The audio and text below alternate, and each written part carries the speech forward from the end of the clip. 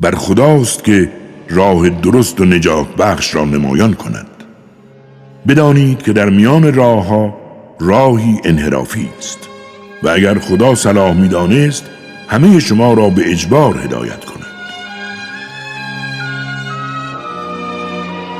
او کسی است که از آسمان آبی بر شما نازل کرد تا هم شما و هم گیاهان سیراب شوید و بتوانید چهار پایان را بچرانید و به واسطه این آب کشتزارها و باغهای زیتون و نخل و انگور و هر میوه دیگر را می رویاند.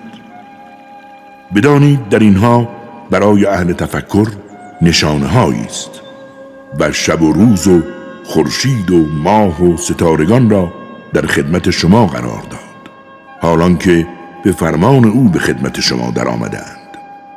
در اینها نیز برای خردمندان نشانه هایی است. در زمین نیز برایتان پدیده هایی آفرید که دارای رنگ های مختلفند. در این نیز نشانه روشنی است برای قومی که پند پذیرند.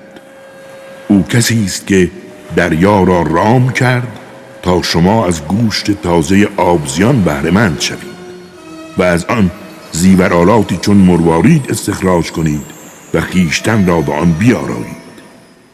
و می‌بینی که کشتی‌ها دریاها را می‌شکافند و پیش می‌روند تا شما از فضل و کرم بی انتهای خداوند روزی بطلبید، شاید شکرگزار شوید.